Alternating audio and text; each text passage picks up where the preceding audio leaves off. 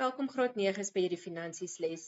In hierdie les kyk ons nog steeds na debiteure, maar ons gaan in hierdie les kyk hoe debiteure en die algemene grootboek saam met mekaar werk. Ons gaan kyk hoe die debiteure aan die einde van 'n maand na die algemene grootboek oorgeboek word. Wanneer ons na die algemene grootboek en debiteure kyk, dan moet ons onthou dat ons joernale word altyd oorgeboek na die algemene grootboek toe aan die einde van 'n maand. So dis die laaste dag van 'n maand, dan gaan ons en al ons joernale sluit ons dan af. So ons tel elke kolom op en dan daai groot totaal wat ons dan aan die einde van elke tabel kry, dit word dan nou oorgeboek na die algemene grootboek toe. Ons eerste kolom hierso in ons debiteure joernaal wys verkope. En ons tweede kolom wys koste van verkope. Julle weet nou al, die koste van verkope is dit wat die besigheid gekos het om daardie voorraad aan te koop. En dan word daar winsopslag bygesit wat op die ou en dan my verkoopsprys my gee. Dis die rede dat my verkope se bedrag groter is as my koste van verkope. Ons eerste transaksie is verkope wat ons gehad het. So ons het verkope gehad, maar die verkope was op skuld. So dis debiteure. Debiteure wat jou besigheid geld skuld. So ons gaan eers die verkope nou oorboek, maar daar's altyd twee rekeninge wanneer ons te doen het met 'n transaksie. Verkope het ook te doen met debiteure kontrole. Hoekom? Want dis verkope wat op skuld aangekoop is. So my debiteure kontrole wys dit wat die debiteure dan my skuld of die besigheidsskuld. So eers gaan ons die debiteure kontrole invul en dit was April 2020. Dit was op die 30ste dag. Dis vir verkope, dan was dit in my debiteure joernaal 4, wat vir my wys, dis verkope, so dadelik as jy debiteure joernaal sien, dan sien jy daai verkope was op skuld gewees. Die debiteure skuld ons nog daai geld, en dit was vir 4.170. Die kontrarekening, die tweede rekening is verkope, so as ons verkope dan nou gaan invul, dan is dit April 2020, dit was op die 30ste, dit was vir debiteure, so dis my debiteure kontrole, en ons kan gaan kyk in die debiteure joernaal nommer 4, wie was die debiteure, en die balans of die totale bedrag is 4.170. Maar nou sien ons het in ons debiteure joernaal nog koste van verkope ook. Dit wat dit jou gekos het, of dit wat dit die besigheid gekos het om daardie voorraad wat nou verkoop was op skuld aan te koop. En koste van verkope, wat was met dit aangekoop? Dit was handelsvoorraad. So handelsvoorraad is wat ons aangekoop het en dit was die koste van daardie verkope wat ons dan gehad het. Goed, handelsvoorraad kom aan die kredietkant. Hoekom? Want my handelsvoorraad is nou minder. Ek het nou minder handelsvoorraad in my besigheid, want ek het nou aan debiteure dit verkoop. So dis op April 2020, dis die 30ste van die maand. Dit is koste van verkope, want daar's vir hierdie transaksie twee rekeninge, handelsvoorraad en koste van verkope. Dit was in my debiteure joernaal 4 wat ek gewys het, elke transaksie, hoeveel het dit my gekos, en dit was 'n bedrag van 2.780. Dan het ons gesê, die tweede rekening is my koste van verkope, maar onthou julle, koste van verkope word ook nou minder, want ek het nou minder, dis minder as 'n uitgawe nou. Ek het nou die voorraad verkoop, so ek gaan nou 'n inkomste daarvan kry, so my koste vir daardie voorraad het nou minder geword. Want ek het nie meer daardie voorraad nie, dit is nou verkoop, dit word nou 'n inkomste. Op hierdie stadium is dit krediet, so dis 'n bate. Dit was op dit is April 2020 gewees, dit was op die 30ste, wat ons het oorgeboek het na my algemene grootboek toe, dit was vir handelsvoorraad. Ons kan dit gaan sien in ons debiteure joernaal 4, en dit was vir 2.780. So baie belangrik, kyk hierso, wanneer ons te doen het met die debiteure joernaal, is dit voorraad wat op krediet aangekoop is, so ons het debiteure, daardie debiteure skuld ons die geld nou, so dit word in my debiteure kontrole aangeteken, en my ander rekening is verkope, waar die verkope 'n koste van verkope gehad het, dit wat dit my gekos het om daardie voorraad aan te koop, dit was handelsvoorraad wat ons aangekoop het, en dan wys ons koste van verkope. Nou gaan ons die debiteure afslagjoernaal, gaan ons nou oorboek. Julle sal sien, ons kan nie hier weer verkope gaan sit nie, nee, ons gaan sit debiteure afslag, want ons het afslag vir ons debiteure gegee. So hierso ja, al word my voorraad nou weer meer, het ons afslag vir ons debiteure gegee. So ons debiteure die debiteure kontrole gaan nou gekrediet word en dan het ons 'n nuwe rekening debiteure afslag. Goed. So my debiteure kontrole word gekrediteer want my debiteure gaan my nou hierdie minder skuld, so dis op April 2020. Dis die 30ste.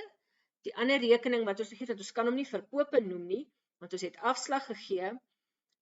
Beteken dat dis debiteure afslag. Dit was my debiteure afslagjoernaal nommer 4, so ons kan daar gaan kyk vir wie ons afslag gegee en dis R1020. En in my debiteure afslag julle gaan ek hom debiteer.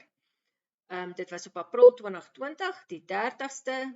Ons wys dit in my debiteure kontrole dat dit is 'n bedrag wat afgetrek moet word van my debiteure so.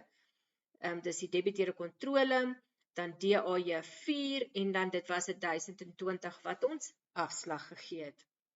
Maar ons het nog koste van verkope ook. In hierdie geval julle word die koste van verkope nou weer meer en my voorraad word meer want ek het die voorraad nou teruggekry of dit nou beskadigde voorraad is en of dit voorraad is wat verkeerd uitgestuur word, daai voorraad kom weer terug.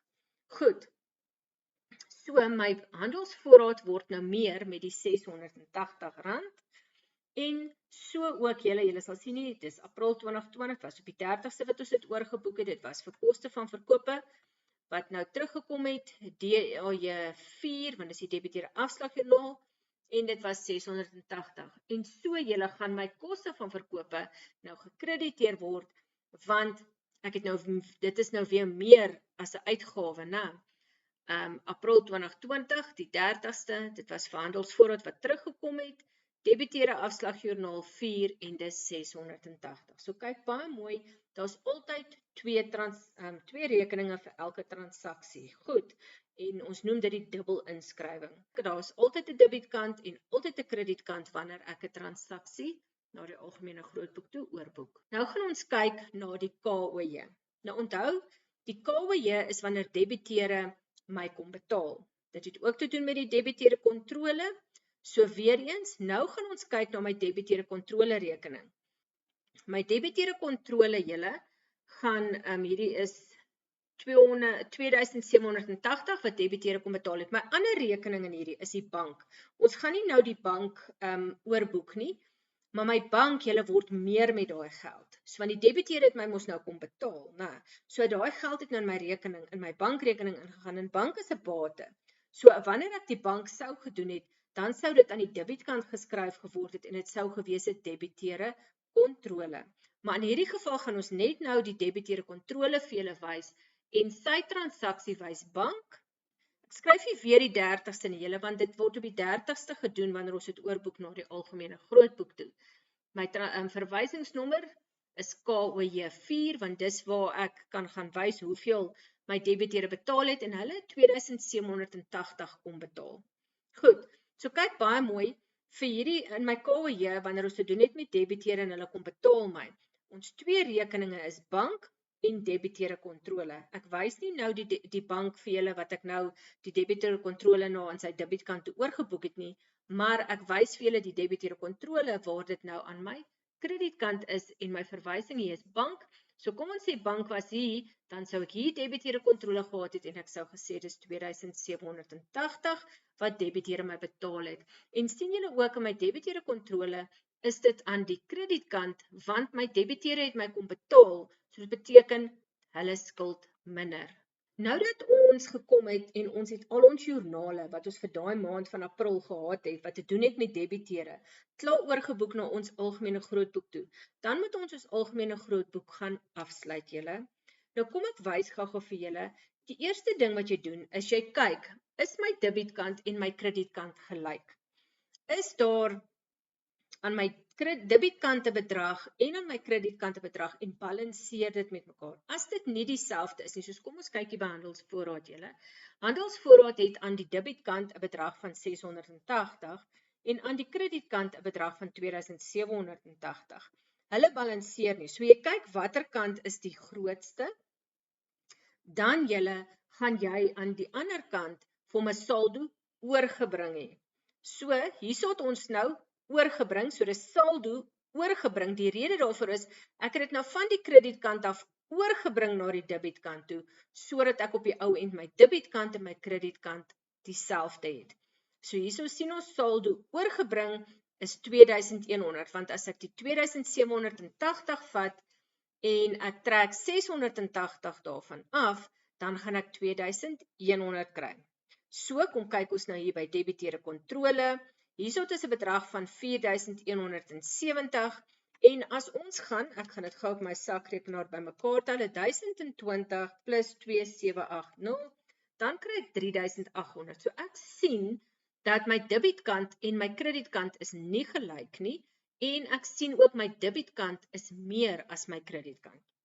So ek gaan dan nou hier aan my kredietkant 'n saldo oorgebring hê van R370, want as ek 3800 vat en ek trek dit af van 4170, dan kry ek 370. En onthou, oorgebring is, ek het dit van die debietkant af oorgebring na my kredietkant toe, sodat my debietkant en my kredietkant kan balanseer.